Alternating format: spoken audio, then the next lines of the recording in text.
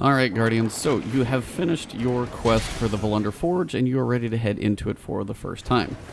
So what you're going to want to do is come up to the Sunken Isles. You're going to want to go ahead and click on the tracking for your quest icon. I've finished it, but I'm still going to just show you guys where it's at. And then I'll give you guys full kind of gameplay as we go through and a couple tips to run in there. So, jump on your Sparrow, drive on in. It's usually the quickest way is to go over here. And just drive down the tunnel. You're going to be kind of going the back way into an old mission that we did previously in the Red War campaign. It's kind of towards the end of one of those missions where you would be, where you'd have a tank, actually. Always a fun mission. But once you get into this room, they've kind of added a new door. So if you're not tracking it, I got a little lost for a second, but it's usually a pretty easy spot. If you just track the quest, it'll take you right to it. So once you get in here, you'll remember this big open room. But this door to the right was, I'm pretty sure, not here, or at least I never noticed it. Because now they have these little barriers that you can't drive your Sparrow through. Now, I don't know if they do that for glitching sake or not bringing a tank in here, but you can get through and then pop your Sparrow and work your way down the hill. Now, once you get up here, technically if you want, you can, drive your Sparrow across. This is 160 speed, and I barely make it, but I do. So once you get inside, you're going to have a few ads to kill. This is just for you, kind of maybe a damage check or something like that. Just to make sure you can survive a few 610 enemies. Because that's what these should be. And that's why it says recommended 610, that is where this thing starts. And the first wave will be 610 as well, so that's kind of another piece of, checking. If you come in here and you get buff whooped by these guys, you probably should restart in Forge. So, just a little damage check, nothing major. If you got some people with you, they should be able to join in pretty quick. After one Centurion, we should drop him down. Now, it is matchmaking, so if you don't bring people with you, that is okay. They will find people to work with you. Only thing about matchmaking is just going to be the fact that not everybody's going to know the best mechanics and ways to run the Forge. So what's going to happen is I'm going to activate the Forge, you will pop into the matchmaking screen for a second, then you'll come back into your instance. If you don't have a full team, it'll bring you somebody else with you. First wave is going to be, basically what's going to happen, you're going to have blue shielded enemies that are going to drop batteries. The harder enemies of that wave will drop 2, the easier enemies will drop a single one. When you're throwing the batteries, you have to basically throw them into this Forge here. You want to hit the red side. You don't want to hit like basically the smooth side here. Now you can, come at it from an angle. I've been down in this hallway and kind of banked it off like, say, this side right here. But you want to make sure you kind of hit the red. If it does bounce, it's no big deal, but, try to make every one of your throws count. It's kind of worth it. So the first side, you're going to have Psions as your easy, and then your Gladiators are going to be your tough one. Then for wave 2, that's going to go from 610 to 620. You're going to have Legionaries, and you're going to have Colossus, which are going to be a big, big pain. So, a couple pieces of advice for a build, and this is just going to be a really common thing because it's Cabal, so you are also looking at potentially solar stuff. There's typically one solar named enemy throughout there, so that's a benefit as well.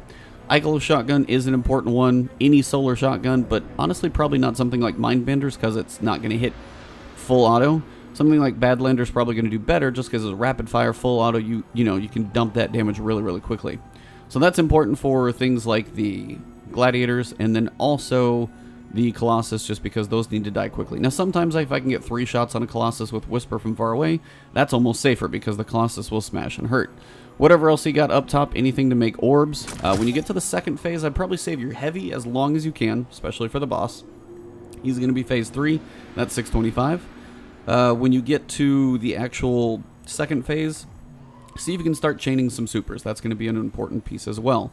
Chaining supers, it's worth using your super on the ads to clear the enemies, get the batteries dropping so you can get those thrown quicker. Because when it comes to damaging the boss, you're not likely to do a whole lot of damage up close, but damage clearing things are going to be beneficial. So keep those in mind. Feel free to use your supers. Try and chain them so you share orbs with the people you pair up with. That's going to benefit as well. I'm doing this at about 610 so you guys can see. I have finished it at 604 with a couple other people that were, in about the same range, but a little bit higher than 600, the better. 605 is kind of a good sweet spot. If you have some organization, you should be able to do it. I'm running Whisper. I might be doing most of the damage on this one to the boss while get a little help otherwise, but we're going to see how this thing goes all together. So that being said, let's go ahead and get this thing started. So you come up here, and we'll go into matchmaking. So I'll see you guys on the inside. Alright, Guardians, once you load in, you get probably like 10 seconds before enemies start spawning. They're going to come from most directions. You're going to have some down this cave here, some in the cave off to the right. Some will be up on this platform, and some will be back down. The best way I can describe it is over over here. You eventually have some that kind of come out of this middle cave as well, kind of this spawn point over here. They're just going to come from everywhere. So look for them, see where they're coming. There's a couple ads right there. Quite a few that you can melt down fairly quickly. And again, this is 610 on this section. They are going to be a bit easier to kill. 620, next wave, you are definitely going to start feeling the difference if you're about my level. So keep that in mind as things start to get harder to kill. That is exactly why, because they're meant to be. So as you kill the ads, you're looking for the blue shielded guys. They're going to be running around. Scythens, of course, are pretty quick and easy to kill. That's why they're worth 1. Sometimes I might even use just 1 shotgun. I got to reload. Oh my gosh, this gun. Not the best gameplay. There we go. So when you pick up the battery, again, even from this angle, just try and get your cursor slightly off center. And that'll still count it. Magically, that was probably not the best throw, but it worked. And then, of course, just look around for some of the ads. You're going to have some dogs that run around. This guy, of course, drop him pretty quick. And again, just try and split between your team, manage the sides. I'm never too surprised, but I think it did. Now, back here, you can jump between angles. So, kind of floating over here, there's usually another one. And you'll get some different runarounds. Now, on the other side, you're going to have quite a few ads over there, so if you feel like you need some help, that's one of those things to keep in mind. This big boy is going to pop in for sure. You want to take this guy out pretty quickly. He's not worth a battery, but he's just going to be a really annoying guy just in the mix. You'll notice as the timer over there goes, when we throw batteries, the timer will actually go up with those. So that's kind of an important piece. You do have a bit of a time crunch. That's why the second area being more difficult is one thing to keep in mind. Because as you run out of time in that second phase, then you're going to get in a crunch, things go a little crazy. It's just one of those things, areas start happening. So try and be consistent with the battery throwing. Try and focus on the little ones if you have to. Focus on the big ones if they're giving you issues. And really just try and make it. That's the one that's going to hurt, is the Gladiator. So I got to get some health back. Then I can probably manage him, though. I just need to get a little melee charge on him. He ran away. There he is. Okay. I'm going to try and get a little melee charge on him. And again, trench barrel shotgun still works pretty well. And that'll do it. Now, once that wave is done, most things will respawn. So use this as a time to run around, pick up some ammo, especially like shotgun, make sure things are reloaded. And we're going to come to phase 2. This is where it gets interesting. Colossus hurt. Legionaries take a few more shots to kill. That's why a shotgun I do recommend, and a solar shotgun is good. That's why Colossus is still one of the best, without a question. So you'll have a couple Phalanx. The Phalanx are usually all around the Legionaries. So they get to be a little annoying because they block your access to the Legionaries. Just because you're going to want to get to them easier, and they just make it a pain in the butt. So, same thing, same principle, just harder enemies this time. So look for the Legionaries. And again, same principle. Just try and manage your section. That's why if you can manage your section, you're going to be probably better off.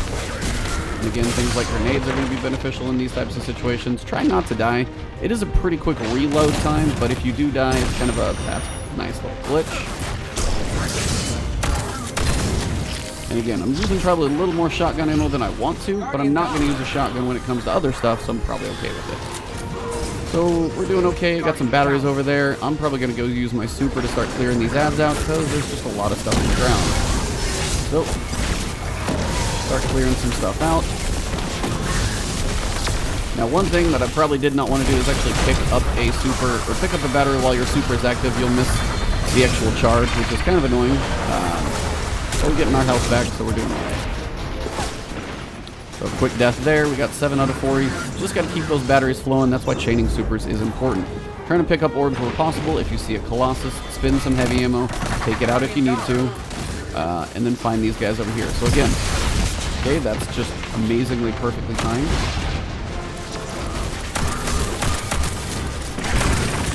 Now, the Colossus want to just smack you around a little bit, so be careful. That's why going for those Legionaries is tough, because those Phalanx just want to give them defense all day long. That's so annoying. So, yep, those guys hurt. So we're 10 out of 20, still managing time recently. It is getting kind of tight. So we got a Colossus in the middle. I do want to try and drop him. A couple whisper shots if I can turn his butt around. Can you please turn around? Seriously, dude? Look at me. There. Come on. Alright, so got some Psions over here. Gonna have, I know the ads are over here. Also might start to have something else coming at us. About 14 seconds to go. Trying to get some more ads going. Trying to use a shoulder charge to clear this section out, because these guys are really ticking me off right now. There we go. That's a big whiff of a throw. That's terrible. Alright, couple whiffs, not too great. Right, need to get some more of these heavy guys going.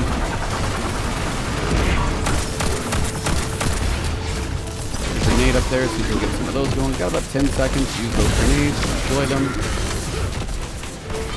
There we go. Still going. Got a few. 10 seconds. Shoot about 4 more. Got a Colossus across the way. If I don't die, which I just did. Perfect. Got 3 to go. Keep working. Come on. Need that Colossus to look at me over here. Come on, buddy. Where you at? Yeah, let me shut you down real quick. 12 seconds. We did get our 20. So my teammates came through on the other side, which is good. Lower enemies are a little easier. I'm going to go ahead and run to where I recommend all of you to run. Over here on the beach is usually the safest bet. Just because if you're going to run anything, the ads won't typically run over to you. The boss will wander over. You need the boss to wander over first. You're going to have the little drones around him. It's going to be the little blue shielded drones. Look for those. And then as soon as he starts to creep around, you'll see these little drones coming. They're going to be what actually give him his shield. And then he's going to fire some rockets. He's going to keep creeping around. Look for those little shield drones. Take him out. Finish him up. And then once his shield is down, this last little drone, then we should be good to go. Alright. Time to pop some damage. Well of Radiance will definitely help this out. And you'll see how much whisper damage I can do in a short period of time. Remember, I am on PC. If you're wondering how recoil is manageable like this, remember, that's why. I need to get whispered breathing for a second here. Get some bigger pops of damage. Grenades kind of suck. Still going. Working through, trying to pop as much damage as I can. Definitely one dude next to be helping out with Whisper. You guys can see it's going pretty quick, but you do have to put a ton of damage into this guy. He's not an easy kill. Definitely going to take some work. Should go down probably in about one more shot, and there he goes. So that is a quick run through of the Volundr Forge for Cabal. So Solar's going to help. You know, shotguns are definitely going to help because those bigger boys need some help. You can punch with that trench barrel shotgun. There you go. Actually got a drop from it as well. Your kinetic action. Just one of these random 492s, but this is what you're going to do to finish up your quest. There will be more quest steps to continue, but I do hope this guide helps you out. And that's pretty much where it's going to wrap. It will take you back into this again. If you are working on the quest, you might actually pop out, but if you're in the queue, you will stay in it until you decide to leave the queue. So I'm going to go ahead and leave the queue for the Volundr Forge. But if you guys did enjoy the video, drop a like below, leave a comment if you got any questions. You can do this with matchmaking, but again, the higher power, the better. And again, if you're working on that grind, working on your powerful engrams, things like that are definitely going to help you out. So keep that in mind. If you spend a little bit of time on the grind to get yourself up a little bit, this will be easier with matchmaking. All of those pieces aren't just going to come together at like 600. This is more of an in-game piece, so this is just an add-on. This is the next piece of content. So hopefully you guys enjoy, and hopefully this one helps you out. So I'm going to try and keep these guides coming for the forges just so you kind of understand what's happening. So thank you guys very much.